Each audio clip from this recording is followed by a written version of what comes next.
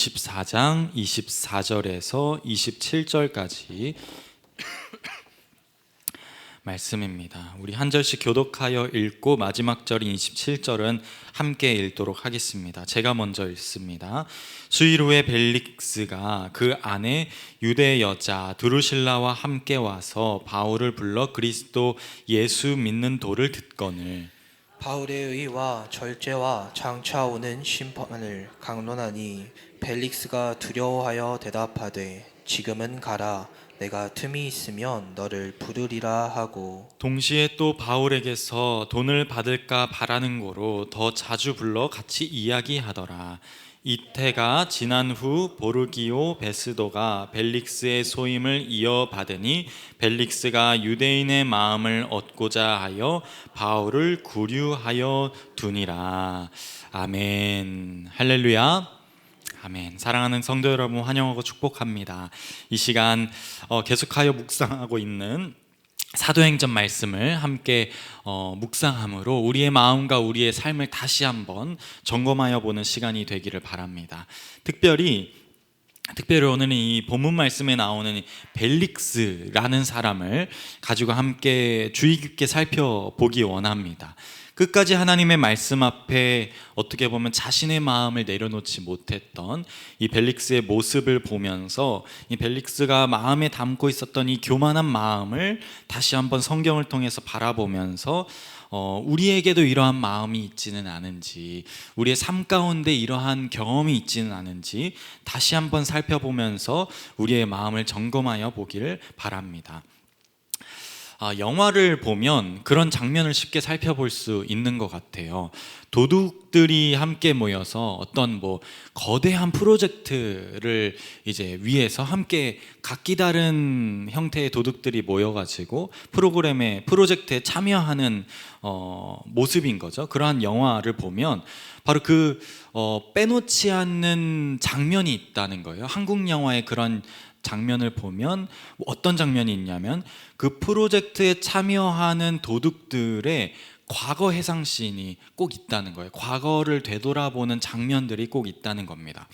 누군가는 지금까지 나를 키워준 불쌍한 할머니를 바라보면서 내가 할머니 호강시켜드려야지. 이제는 이 마지막의 도둑질을 통하여서 할머니를 호강시켜 주리라 라고 다짐하면서 나오는 사람도 있고, 누군가는 아픈 딸이 있는 거예요. 지금 당장 수술을 받아야 돼. 근데 나에겐 돈이 없어.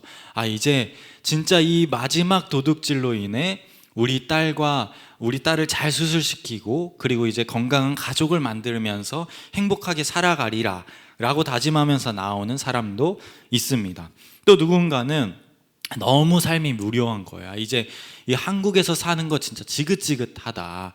이제는 돈을 이제 잘 떼돈같이 벌어서 해외에 나가가지고 이민 가가지고 살아야겠다 라고 생각하며 그 도둑질에 참여하는 사람도 있을 것이고, 마지막으로는 누군가는 억울하게 빚쟁이가 된 거예요. 가족에 의해서 아니면 친구에 의해서 빚쟁이가 되어가지고 난 진짜 너무 억울하니까 이젠 마지막 이 도둑질로 인해 빚을 청산해서 좀 자유로운 사람으로 살아가리라 라고 다짐하면서 참여하는 사람도 있습니다. 이를 통해서 사람마다 각기 다른 이유를 가지고 있지만 그럼에도 그 도둑질에 참여하는 모습을 볼 수 있게 되고, 그리고 우린 그 한 사람 한 사람의 마음에 이입하여서 그 영화를 보면서 어떤 생각을 하냐면 이 영화 진짜 해피엔딩으로 끝났으면 좋겠다, 정말 다 잘 좀 행복하게 살았으면 좋겠다 라고 생각하면서 끝나기를 끝까지 지켜보는 우리의 모습을 봅니다. 그 가운데 우리가 살펴볼 수 있는 것이 무엇이냐면, 사람들은 같이 다 그렇게 일을 하고 또한 같이 살아가고 같이 공동체를 꾸리면서 비슷한 모습으로 살아가지만 그 가운데 각기 다른 목표를 가지고 각기 다른 마음을 가지고 각기 다른 목적을 가지고 살아간다는 것이죠. 우리는 이 땅에서 각자 비슷한 모습으로 살아갈지 모르지만 그 한 사람 한 사람마다 그 마음에 담겨 있는 목표와 목적은 조금 다를 수 있다는 것을 알 수 있습니다. 오늘 본문 말씀에서 나오는 이 두 인물이 있어요. 두 중요한 인물이죠. 바울과 벨릭스라는 인물이 나오는데 이 두 명이 바라보는 목표 또한 얼마나 다른지 우리가 이 말씀을 통해서 살펴볼 수 있다는 것입니다. 누군가는 하나님의 사명을 위해 살아가지만 누군가는 자신의 명예를 위해, 자신의 부를 위해 내가 얼마나 더 많은 돈을 얻을 수 있는지에 대해 끊임없이 갈구하면서 살아가는 모습을 보여줍니다. 말씀을 보면 이 벨릭스 또한 바울을 통해 하나님의 말씀을 몇 번이나 들었어요. 그럼에도 불구하고 벨릭스는 끝까지 하나님의 사람이 되지 못했다는 것이죠. 결국에는 그 교만한 마음 때문에 총독의 자리까지도 내려놓으며 살아가야 했던 모습을 마지막으로 보여주게도 됩니다. 벨릭스는 로마 제국의 총독으로서 그 일대, 유대 지역 일대를 통치하던, 다스리던 인물이었습니다. 역사적으로 벨릭스를 평가할 때 뭐라고 평가하냐면 그는 매우 부패하고 폭력적인 인물이었다라는 말이 있습니다. 그리고 타키투스라는 역사학자는 벨릭스를 보면서 이렇게 글을 썼어요. 뭐라고 썼냐면 노예의 본성과 왕의 권력을 가진 자다라고 평가하기도 합니다. 벨릭스는 정말 돈을 쫓는 사람이었어요. 때론 자신의 권력과 부를 위해서 암살자를 은밀하게 고용해서 자신에게 유익이 되지 않는 사람들을 처참하게 죽이는, 무자비하게 죽이기도 하였고, 또한 총독으로 생활하며 많은 유대인들과 그리고 그 일대의 많은 억울한 사람들을 죽게 하고 또한 갈취하는 모습을 보여주기도 합니다. 결국 이 벨릭스는 황제에게 도리어 탄원서를 보내요. 누가 보내냐면 유대인들이 이 벨릭스 때문에, 이 총독 때문에 저희가 살 수가 없습니다 라고 이제 탄원서를 보낸 그 탄원서 때문에 도리어 총독의 자리에 내려오게 되는 그러한 최후를 맞이하게도 됩니다. 아내였던 드루실라는 헤롯의 딸이었어요. 벨릭스가 세 번째 남편이었고 벨릭스 또한 드루실라가 세 번째 아내였습니다. 근데 역사를 살펴보면 벨릭스가 이 드루실라를 얻기 위하여서 그 정치적인 이유로 다른 사람의 아내였던 드루실라를 빼앗았다라는 역사도 있다는 거예요. 이러한 이 벨릭스는 오늘 본문 말씀을 통해서, 그 전 말씀을 통해서 바울을 만나게 되는 것이죠. 그리고 바울은 벨릭스에게 자신이 알고 있는 말씀, 복음, 예수님에 대한 복음, 부활에 대한 소망을 전하게 됩니다. 그래서 이 오늘 본문 말씀은 아니지만 24장 초반부의 14절 15절 말씀에 이렇게 얘기하고 있어요. 그러나 이것을 당신께 고백하리이다. 나는 그들이 이단이라 하는 도를 따라 조상의 하나님을 섬기고 율법과 선지자들의 글에 기록된 것을 다 믿으며 그들이 기다리는 바 하나님께 향한 소망을 나도 가졌으니 곧 의인과 악인의 부활이 있으리라 함이이다. 아멘. 여기에서 바울이 이제 고백을 하죠. 그리고 이제 여기에서는 변명이라고 얘기를 하는데 말씀을 선포합니다. 벨릭스가 그래서 이제 하나님의 말씀을 듣죠. 근데 그 다음 말씀, 다음 단락에 있는 말씀을 보면 첫 번째 충격적인 사실을 알게 됩니다. 바로 무엇이냐 하면 바로 이 벨릭스가 이 말씀을 다 알고 있었다고 얘기를 한다는 거예요. 그것도 자세히 알고 있었다라고 얘기를 합니다. 22절 말씀인데요. 벨릭스가 이 도에 관한 것을 더 자세히 아는 고로 연기하여 이르되 천부장 루시아가 내려오거든 너희의 일을 처결하리라 하고, 지금 어떤 상황이냐면 벨릭스는 지금 예수님에 대해서 벌써 알고 있었다는 거예요. 하지만 그는 예수님을 주인으로 삼지 않았고 그럼에도 자신의 부와 권력을 위해서, 돈을 위해서 목표로 삼았다는 것입니다. 그러면 지금 바울을 재판하고 있는 이 상황 가운데서도 좀 열심히 머리를 굴리고 있는 거예요. 나에게 유익이 되는 게 무엇일까? 바울이 예수님에 대해서 전하네, 부활에 대한 소망을 또 전하네.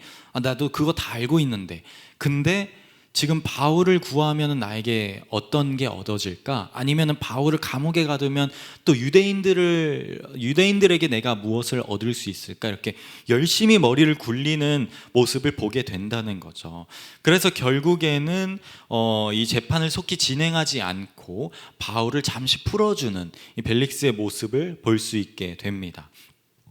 은밀하게는 누군가를 죽이고 또한 누군가의 것을 갈취하는 총독이었지만, 그럼에도 겉으로 보기에는 이 벨릭스라는 사람을 볼 때에 하나님의 말씀도 알고 예수님의 말씀도 이미 알고 있는 사람처럼 보여졌다는 거예요. 심지어 바울을 풀어주고 다시금 바울에게 말씀을 듣기 원한다고 바울을 자신의 곳에, 자신이 있는 장소에 초대하기까지 하는 이러한 모습을 보여줬다는 것이죠. 하지만 함께 말씀을 읽었듯 벨릭스가 바울을 불러 말씀을 배운 것은 온전히 하나님의 말씀을 정말 한 번 더 듣고자 하는 마음, 하나님의 자녀로서 내가 어떻게 변화돼야 할까라는 고민 때문에 하는 마음이 아니었다는 것입니다. 오늘 본문 말씀 26절 말씀에 동시에 또 바울에게서 돈을 받을까 바라는 거로 더 자주 불러 같이 이야기하더라 라고 말씀합니다. 벨릭스가 바울에게 원했던 것이 무엇입니까? 바로 돈이었다는 거예요. 돈. 바울은 여러 지역을 돌아다니며 교회와 성도를 구제하고 또한 예루살렘 교회의 헌금을 모아서 다시금 돕기 위해서 후원을 받으면서 선교의 활동을 이어갔습니다. 벨릭스 또한 이러한 바울의 사역을 잘 알고 있었던 거예요. 그러면 계속해서 벨릭스가 바울을 초대하는 거죠. 이 사람한테 분명 돈이 있는데, 이 사람한테 분명 다른 사람들이 헌금을 많이 갖다 줬는데 왜 지금 나한테 지금 돈을 안 주지? 라고 하면서 몇 번이고 지금 바울을 부르는 모습을 볼 수 있게 된다는 것입니다. 정리하여 보자면 지금 벨릭스에겐 너무나도 많은 기회가 있었다는 거예요. 벨릭스는 바울을 만나기 전부터 예수님에 대해서, 하나님의 말씀에 대해서 알고 있었습니다. 그리고 또한 여러 차례 바울을 통해서도 십자가에 대한 복음을 듣게 됐죠. 그리고 그게 한 번도 아니라 여러 차례 바울을 불러가지고 계속해서 하나님의 말씀을 들었다는 것입니다. 하지만 벨릭스는 끝까지 깨닫지 못하였다는 것입니다. 그가 목표로 마음에 담고 있었던 것은 하나님의 자녀가 되기 위한 것이 아니라 내 마음 가운데 있는 나의 욕망을 채우기 위한 그런 모든 것들로 인하여서 눈이 가려져 있었던 것이죠. 하나님의 자녀됨이 아닌 내가 어떻게 하면 더 많은 돈을 얻을 수 있을까? 내가 어떻게 하면 더 많은 부귀와 영화를 누릴 수 있을까라는 생각 가운데에 나아갔다는 것입니다. 사랑하는 성도 여러분, 우린 때론 이 벨릭스처럼 극단적으로 이러한 모습대로 살아가진 않지만 이러한 마음이 우리 마음 가운데 숨겨져 있음을 보게 됩니다. 22절 말씀에 이렇게 얘기를 해요. 벨릭스가 이 도에 관한 것을 더 자세히 아는 고로 연기하여 이르되, 여기서 이제 벨릭스가 연기하는 모습을 보게 된다는 거죠. 말씀을 듣고 온전히 순종함으로 은혜를 누리지 못하고 신앙이 있는 듯이, 말씀에 은혜가 있는 듯이, 찬양하는 듯이, 기도하는 듯이 연기하면서 살아갈 때가 우리에게도 있다는 것입니다. 심지어 어느 정도 벨릭스에게도 찔림이 있었어요. 25절 초반부 말씀을 보면 바울이 의와 절제와 장차 오는 심판을 강론하니 벨릭스가 어떻게 해야 합니까? 두려워하고 있어요. 두려워하고. 여기에서 이 하나님의 말씀을 듣고 벨릭스가 두려워하였는데, 여기서 두려워했다는 말은 그 잠깐 순간 놀랬다라는 뜻이 아니라 양심의 찔림이 있다는 거예요. 그래서 이제 벨릭스는 그 다음 단계인 이제 회개를 하고 하나님의 자녀가 되어야 하는 그 단계로 이어져 나가야 되는데, 도리어 어떻게 합니까? 내가 다음에 너 다시 부를게 라고 하면서 바울을 밀어낸다 말입니다. 다시 말해서 벨릭스는 회개하지 않았다는 거예요. 양심의 가책과 양심의 찔림을 느꼈음에도, 그럼에도 불구하고 자신에게 가장 중요한 것은 자신의 눈앞에 보이는 금과 은, 정말로 보이는 권력, 그리고 너무나도 다른 사람들을 막 통치하고 아무렇게나 할 수 있는 그러한 모습들을 너무나도 사모하였기에 계속해서 그렇게 나아갔다는 겁니다. 우리는 수도 없이 말씀을 묵상하며 그리고 예배를 드리며 양심의 찔림을 느낍니다. 하나님의 말씀이 거울이 되어서 내가 얼마나 또한 처참한지 초라한지, 그리고 내 자신이 얼마나 죄악된지 살펴볼 수 있게 된다는 것입니다. 하지만 나의 마음과 나의 삶을 온전히 하나님께 내어놓지 못할 때가 있죠. 변해야 한다는 것을 너무나도 잘 알지만 그럼에도 불구하고 너무 피곤하고, 또 너무 나에게 지금 내 상황에 있어서 너무 중요한 게 지금 눈앞에 보이고, 또한 지금 내가 붙잡아야 할 것이 눈앞에 보이기에 온전히 회개하지 못하고 온전히 모든 것을 하나님께 내어놓지 못하고 나아갈 때가 있다는 것입니다. 예수님 또한 이러한 가르침을 우리에게 주셨어요. 요한복음 6장 26절에 예수께서 대답하여 이르시되 내가 진실로 진실로 너희에게 이르노니 너희가 나를 찾는 것은 표적을 본 까닭이 아니요 떡을 먹고 배부른 까닭이로다. 5,000명을 이 보리떡 5개와 물고기 2마리로 배부르게 먹이신 이 예수님의 표적을 바라보면서도 두 무리로 나뉜다는 거예요.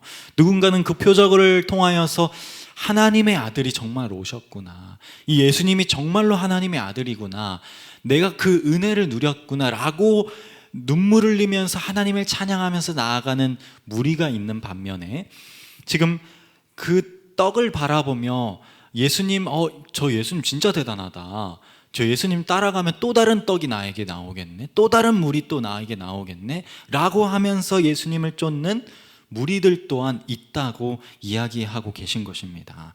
우리 또한 이 말씀을 가지고 우리의 마음을 점검해야 합니다. 나는 예수 그리스도만 위해 살아가고 있는가? 나의 마음 가운데 정말 예수 그리스도만 남아 있는가? 그것을 위해서 살아가고 있는가? 우리는 질문해야 합니다. 때론 우리가 살아가는 세상이 우리의 눈을 가릴 때도 있습니다. 돈이라는 물질이, 세상이 주는 행복이, 더 나은 삶을 살아가기 위한 어떠한 노력들이, 인간된 마음들이 조금이라도 더 잘 되었으면 하는 이 부모된 걱정들이 나의 눈을 가릴 때가 있다는 것입니다. 결국 우린 그 모든 것들을 통하여서도, 그 모든 걱정과 상황과 형편과 우리의 모든 삶을 통하여서도 그래, 그럼에도 불구하고 예수님 뿐이지 라고 고백할 수 있는 우리여야 하는데, 도리어 나에게 떡을 주시는, 나에게 어떠한 은혜를 주시는 그 은혜와 떡과 그런 삶만 바라보면서 나아갈 때가 있다는 거예요. 그러니까 순서가 바뀌게 되는 거죠. 처음에는 예수님을 바라보며 나아갔던 나였는데 어느새부턴가는 예수님이 주시는 그 은혜만 바라보면서 하나님 나에게 더 은혜를 주세요, 나에게 더 떡을 주세요, 나의 삶에 더 많은 형통함과 평안함을 주세요 라고 하면서 그 평안과 형통의 삶만 바라보면서 기도할 때가 있다는 것입니다. 결국 우린 그 모든 것을 통하여서 정말로 예수님을 바라볼 수 있어야 하는 것입니다. 사랑하는 성도 여러분, 정말 연기하는 그리스도인이 아니라 양심의 가책을 느끼지만 그럼에도 불구하고 회개하지 못하는 어리석은 그리스도인이 아니라 온전히 나의 모든 것을 내어놓으며 하나님께 기도하고 하나님께 다 맡겨드리고 하나님께 회개함으로 하나님께로 돌아서는 우리 모두 되기를 간절히 소원합니다. 신앙에 있는 듯 살아가는, 그 비슷하게 살아가는 것이 아니라 나의 목표를 이제는 정말 내려놓고 하나님이 무엇을 목표로 하시는지, 하나님께서 이 작은 나를 통하여서, 이 작은 나의 손을 통하여서 어떻게 일하시길 원하시는지 살펴보면서 기도하면서 나아가는 저와 여러분 되기를 간절히 바랍니다. 마지막으로 나누고자 하는 말씀은 바로 이 바울에 관한 말씀이에요. 이 바울에 관한 말씀을 빼놓지 못할 것 같아요. 오늘 본문 말씀을 통해서 우린 벨릭스의 마음을 묵상할 수 있었지만 그럼에도 그 가운데 담대한 믿음으로 말씀을 선포했던 이 바울의 모습을 볼 수 있다는 것입니다. 앞서 바울은 계속 묵상했잖아요. 수차례 동안 죽음을 비켜나갔어요. 죽는 고비를 넘겨갔습니다. 또한 벨릭스를 통해서도 다시 한번 목숨을 건지는 모습을 오늘 본문 말씀을 통해서 볼 수 있죠. 하지만 그 모든 순간 가운데에 바울이 동일한 믿음으로 그리고 마음으로 예수님의 말씀을 전했다는 것이죠. 무엇 때문입니까? 무엇 때문에 바울이 그렇게 말씀을 담대한 믿음으로 전했습니까?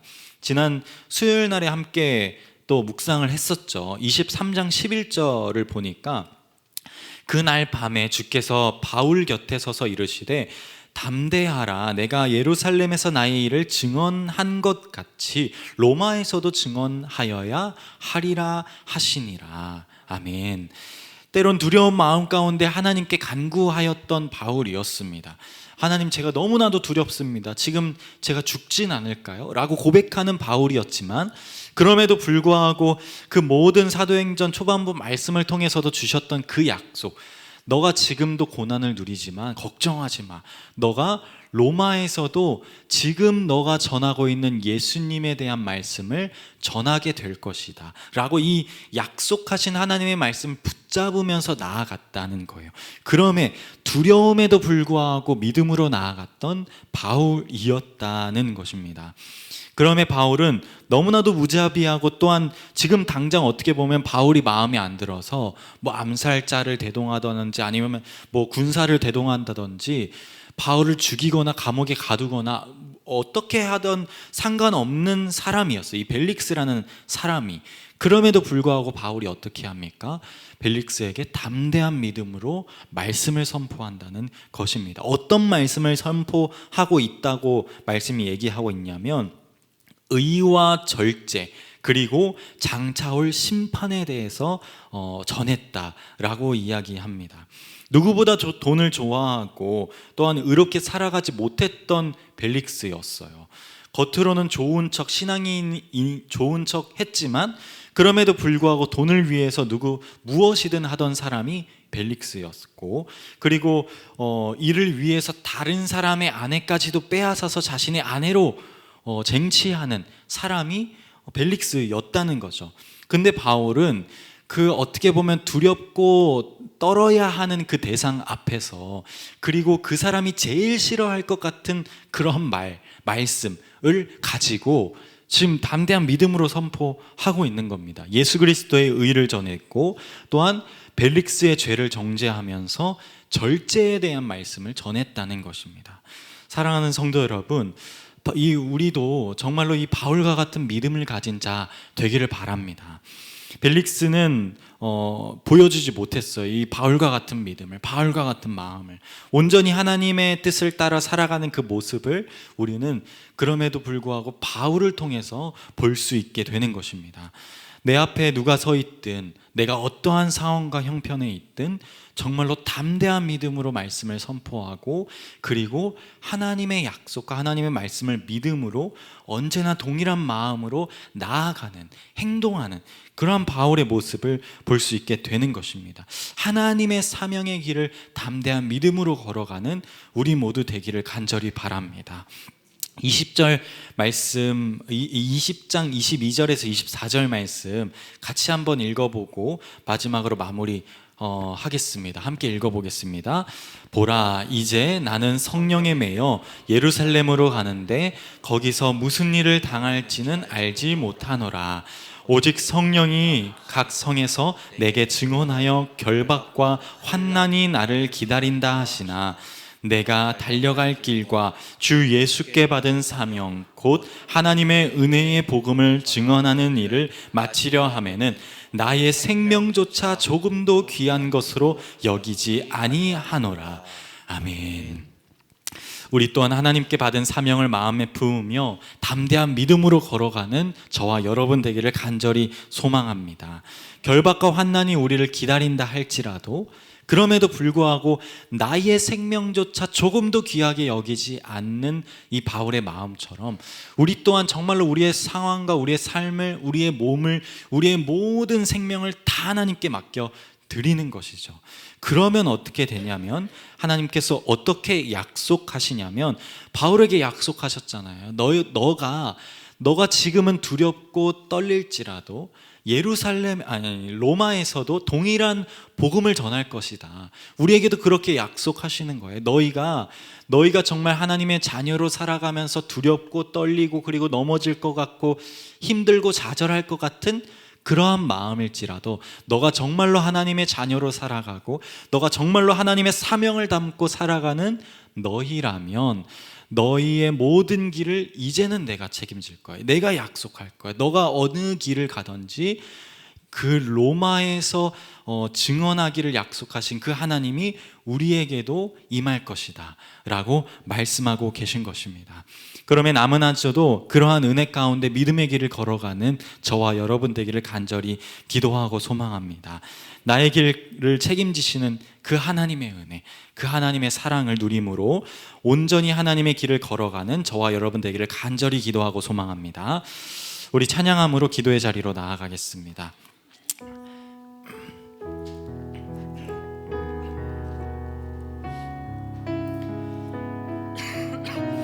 함께 말씀을 기억하면서 찬양하겠습니다. 주를 향한 나의 사랑을, 주를 향한 나의 사랑을 주께 고백하게 하소서. 아름다운 주의 그늘 아래 살며 주를 보게 하소서. 주님의 말씀 선포될 때에 땅과 하늘 진동하리니 나의 사랑 고백하리라. 나의 구주 나의 친구, 부드러운 주의 속삭임, 부드러운 주의 속삭임, 나의 이름을 부르시네. 주의 능력 주의 영광을 보이사 성령을 부소서. 메마른 곳 거룩해지도록 내가 주를 찾게 하소서. 내 모든 것 주께 드리니 나의 구주 나의 마지막 3절 찬양합니다. 온 마음으로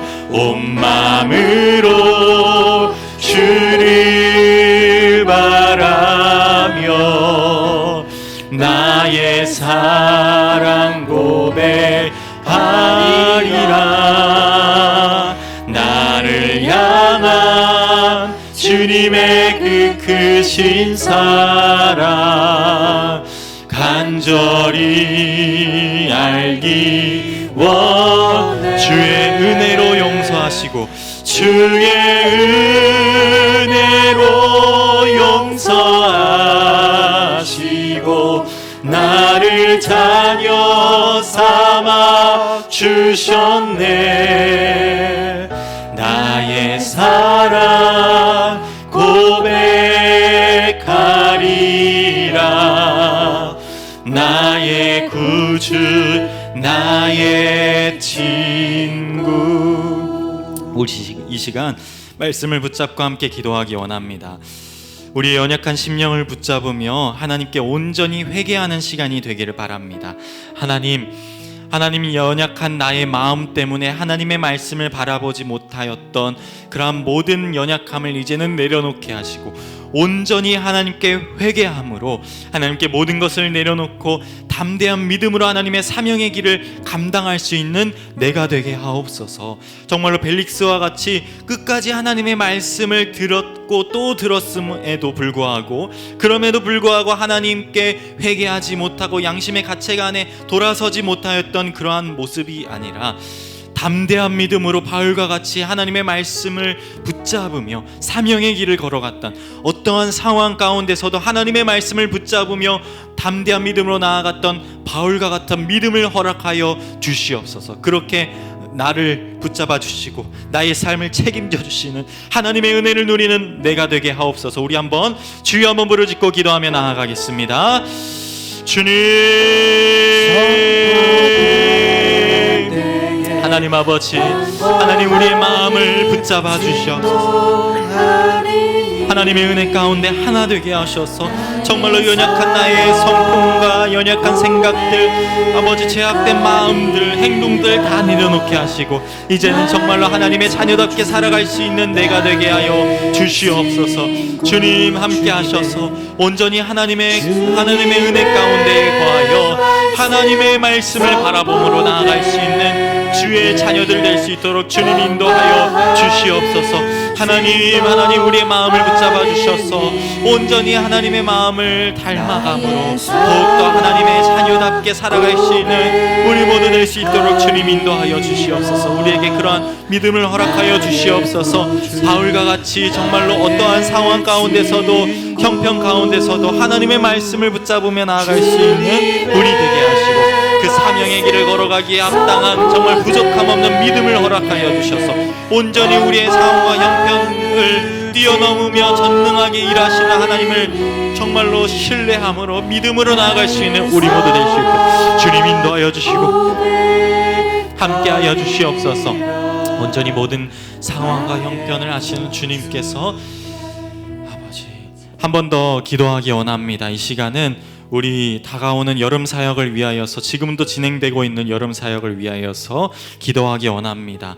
국내 선교 그리고 해외 선교 여러 가지 선교의 일정들이 있습니다. 그리고 우리 성경학교부터 시작하여서 수련회까지 우리 자녀 세대 다음 세대들이 정말로 하나님의 은혜 가운데 거하게 수련회를 통하여서 다시 한번 하나님의 은혜를 누리게 하옵소서. 선교의 일정들 가운데서도 하나님의 은혜로 그리고 담대한 믿음으로 나아가게 하시는 하나님 붙잡아 주셔서 온전히 그 선교의 현장 가운데에 바울과 같은 믿음으로 담대한 믿음으로 복음을 선포할 수 있는 선교 모든 대원들이 될 수 있게 해달라고 다시 한번 기도하며 나아가겠습니다. 주여 한번 부르짖고 기도합니다.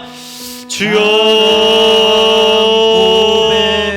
하나님 주님 우리 교회가 하나님의 사명을 가지고 나아가는 그 길이 있습니다. 많은 선교의 일정들 지금도 국내 선교로 나가 있는 선교팀도 있고 그리고 해외 선교를 감당하기 위해서 지금도 모임을 진행하고 있는 여러 선교팀들이 있습니다. 주님 그 가운데 함께 하셔서 정말로 그 모든 선교의 일정을 통하여서 하나님께 영광을 돌리고 바울과 같은 믿음으로 어떠한 상황과 형편 가운데서도 복음을 전할 수 있는 복음으로 하나 될 수 있는 선교의 대원들 될 수 있도록 주님 인도하여 주시옵소서. 그 가운데 크신 은혜를 누리게 하시고 전능하신 하나님의 일하심을 누리게 하시고 정말로 그 가운데 크신 은혜 가운데 우리 안양석수교회가 선교로 다시 한번 하나 될 수 있는 우리 될 수 있도록 주님 인도하여 주시고 함께하여 주시옵소서. 특별히 우리 다음 세대들이 성경학교와 수련회를 준비하고 있습니다. 영유아부부터 시작하여 성령부 그리고 사랑부에 이르기까지 많은 부서들이 하나님 말씀으로 하나 되기 위하여서 성경학교 수련회를 준비하는데 그 가운데 함께하여 주셔서 정말로 하나님의 임재하심을 경험하는 여름 사역 일정들이 될 수 있도록 주님 인도하여 주시옵소서. 그 가운데 모든 것을 합력하여 선을 이루신 주님만을 바라보게 하시고 섬기는 손길 가운데 더욱더 복으로 채워주시고 부족함이 없게 하셔서 말씀을 전하는 모든 교역자들에게도 담대한 믿음을 허락하셔서 정말로 그 가운데 성령 충만하여 하나님의 은혜를 다 함께 경험하며 나아가는 우리 모두 될 수 있도록 주님 인도하여 주시고 함께하여 주시옵소서. 사랑의 주님 감사합니다. 정말로 우리가 붙잡을 수 있는 것은 하나님 이름 예수 그리스도밖에 없음을 고백합니다. 때로는 우리의 연약함 때문에, 우리의 그러한 연약한 믿음 때문에 하나님의 은혜를 바라보지 못하고 내가 경험했던 하나님의 은혜를 기억하지 못하고 나아갈 때도 참 많습니다. 하나님, 이제는 그 모든 연약한 마음들을 다 내려놓게 하시고 이제는 하나님의 말씀이 나의 마음 가운데 담겨져 정말로 심겨져 하나님의 말씀 가운데 다시 한번 회개하고 또한 하나님의 자녀로 합당하게 살아갈 수 있는 우리 되게 하여 주시옵소서. 그리고 그 가운데 우리에게 맡겨진 사명이 있습니다. 바울과 같이 우리에게 사명의 길을 가라 말씀하셨으니 하나님 이제는 담대한 믿음으로 그 길을 걸어나가게 하시고 우리의 상황과 형편을 뛰어넘어 전능하게 일하시는 하나님을 신뢰함으로 우리 함께 담대한 믿음으로 걸어나갈 수 있게 주님 함께하여 주시옵소서.